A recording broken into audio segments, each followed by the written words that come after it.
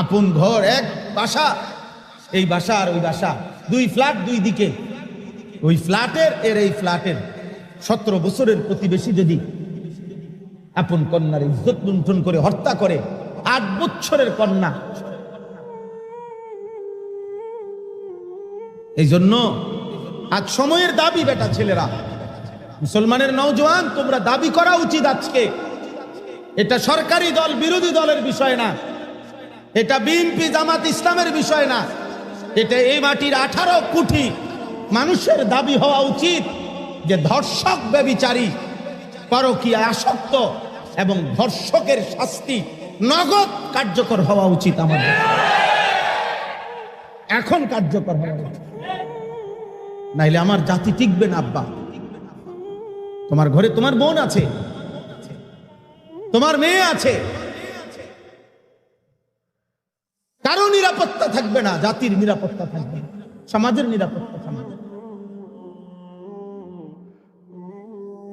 তোমরা পাগল হয়ে গেছো, তোমাকে ছেলেদের চেহারা দেখলে বোঝা যায় নারীর নেশা, মোবাইলের নেশা, ছবির নেশা তোমাকে পাগল কুকুর বানায় ফেলছে।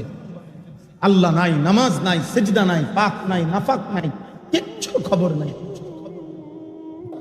আমার মাটিতে আজ 8 বছরের কন্যা নিরাপদ না, আমার জাতির ভবিষ্যৎ কি হবে বলেন? আমাদের মেয়েরা, বাচ্চা মেয়েরা কেমনে বড় হবে? তোমাদের ছোট বোন বড় হবে কেমনে? আব্বা,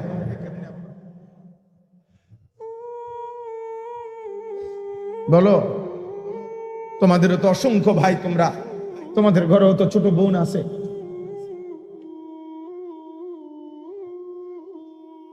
যে মাটিতে 8 বছরের কন্যা যদি নিরাপদ না থাকে, ধর্ষিতা হয়, রক্তাক্ত হয়, লাশ টুকরা হয়ে যায়, আগামী দিনে আমাদের সম্ভাবনা, আমাদের ভবিষ্যৎ কি? আমরা বিল্ডিং করে করবো কি, ব্রিজ করে করবো কি বলে? বলে যে ধর্ষক, ব্যভিচারী, পরকীয়ায় আসক্ত এবং ধর্ষকের শাস্তি নগদ কার্যকর হওয়া উচিত আমাদের।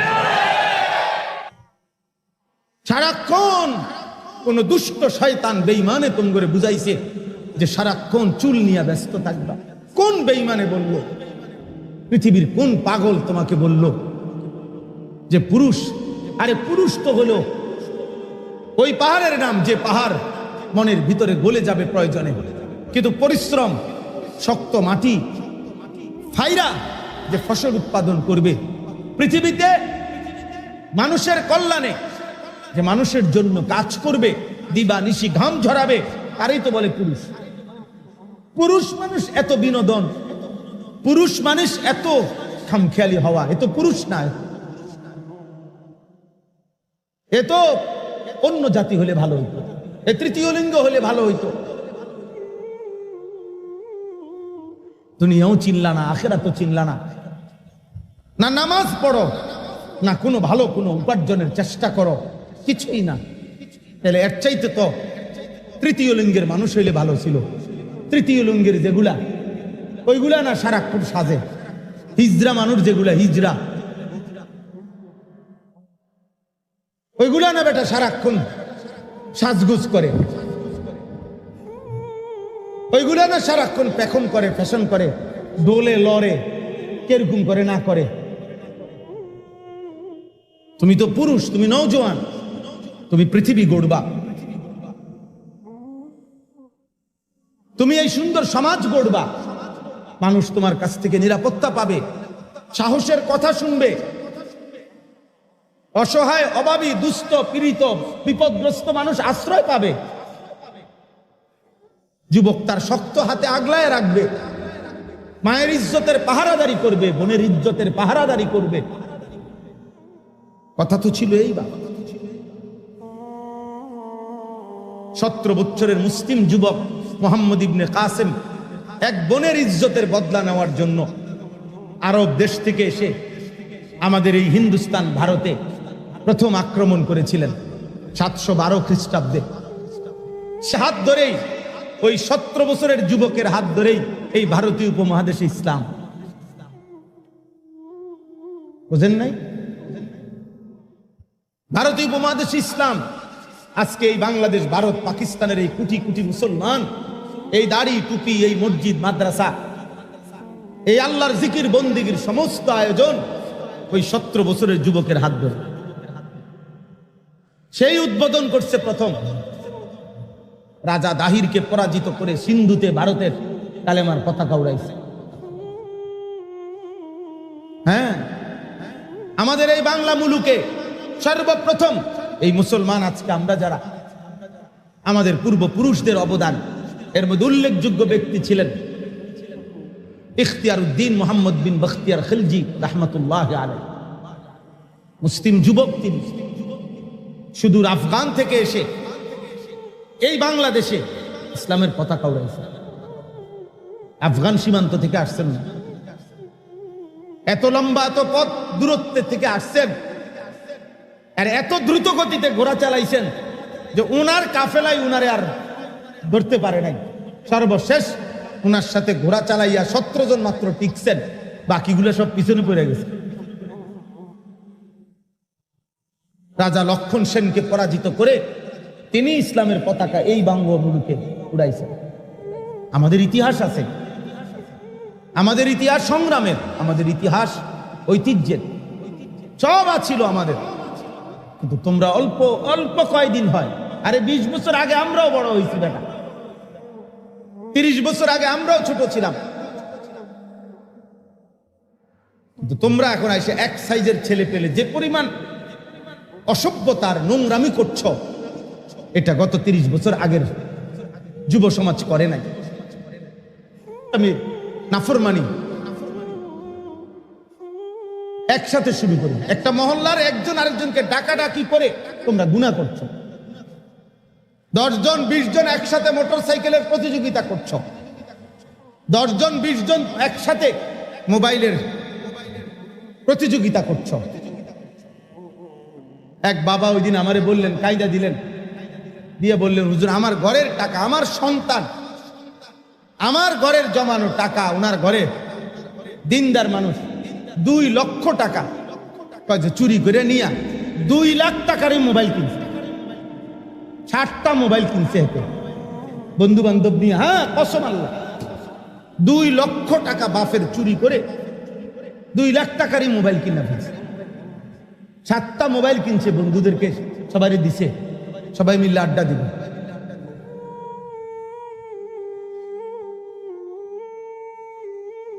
দেখতে থাকো ভাই, তোমরা দেখো 8 বছরে ঢাকা শহরে একটি রাজধানীর মধ্যে মাত্র 8 বছরের বাচ্চা মেয়ে, ওকে গলা আর শরীর আলাদা করে ফেলছে।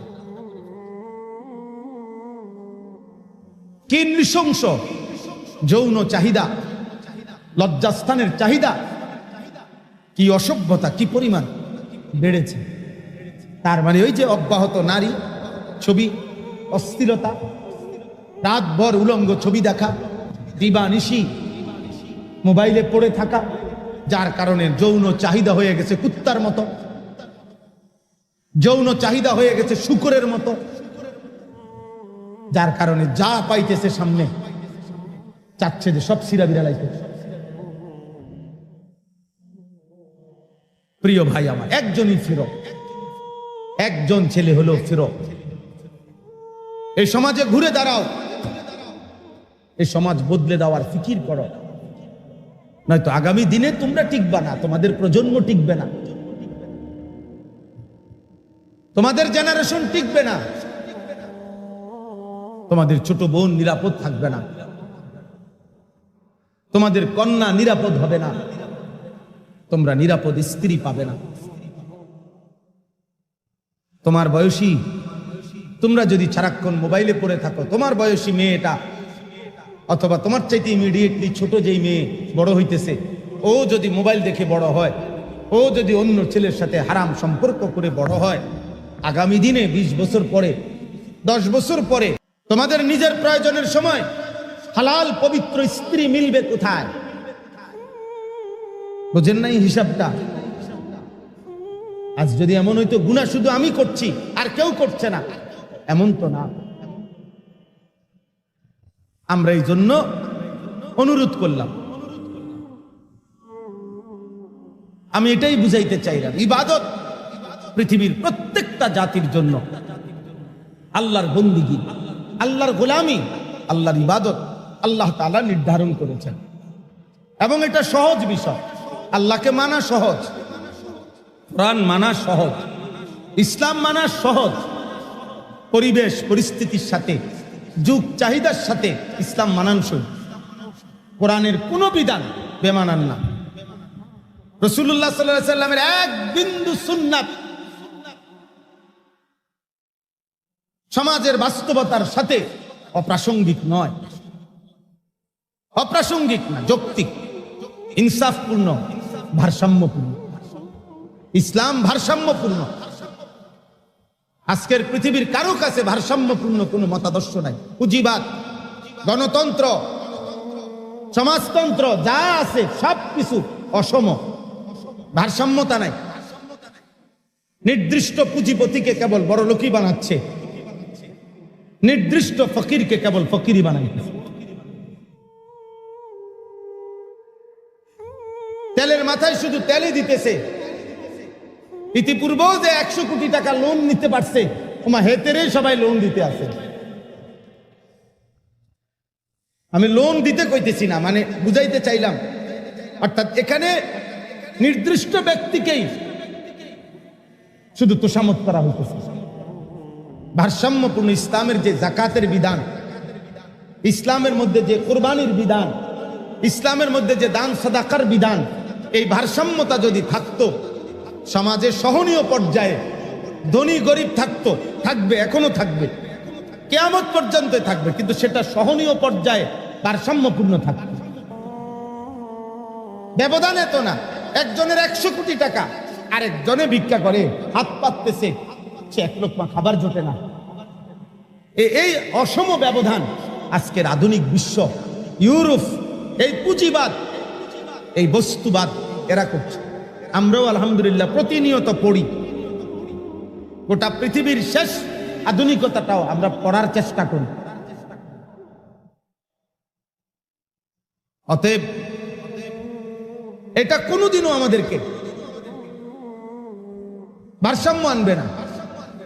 আমাদের দেশের না, সারা পৃথিবীর এই সংসদীয় এবং চলার পথের এই যত কিছুর আইন, সব ব্রিটিশের আইন, এগুলা ট্রেনের লাইনের মতো। ট্রেনের যে লাইন, ট্রেনের লাইন বোঝে না, ট্রেনের যে রাস্তাটা, এটার নিয়ম কি? ট্রেনের মধ্যে যদি পৃথিবীর সবচেয়ে শ্রেষ্ঠ ড্রাইভারও বসে, চালক, যত বড় চালকেই বসুক, চালাইতে হবে নির্দিষ্ট এই দুই লাইনটার উপরে। আপনি যত দক্ষই হন, আপনি ওটার ডাইন বামে নিতে পারতেন না, তাইলে ট্রেন চলবে না। এই আইন কানুনের জাতা কলে এগুলো এমন সিস্টেম, সবচেয়ে দক্ষ অভিজ্ঞ ব্যক্তিও যদি, সবচেয়ে ইনসাফপূর্ণ ব্যক্তিও যদি ওই মসনদে বসে, ক্ষমতার গদিতে বসে, চাক্কা তো লাইনটা তো হইলো ট্রেনের লাইন, সে এটার ব্যতিক্রম যাইতে পারবে না। সে ব্যতিক্রম যাবে কেন? ব্যতিক্রম একটাই, সব ভেঙে ইসলামকে কায়েম করা। যদি ব্যতিক্রম কিছু করতে হয়, সব ভেঙে দাও, আল্লাহর দ্বীন জিন্দা করো। কোরআনই একমাত্র ব্যতিক্রম, কোরআনই একমাত্র ভারসাম্য। এই জন্য গোটা পৃথিবীর প্রতিপক্ষ, পৃথিবীর সমস্ত কাফের, বেঈমান, মুশরিক, মুনাফিক, মুরতাদ, নাস্তিকের প্রতিপক্ষকে ইসলাম। বলেন না কি? কোরআন। আর কোন ধর্ম আমেরিকার প্রতিপক্ষ নেই, ইউরোপের, ইসরায়েল, অন্য কারণে নিয়ে মাথা ব্যথা নেই, কারো কোনো মাথা ব্যথা নেই। মাথা ব্যথা কাকে নিয়ে? ইসলাম নিয়ে। ইসলাম। এই পরশুদিন ইউরোপের একটি দেশে নারীরা বিদ্রুপ করার জন্য, এই 2 দিন হয়, আপনার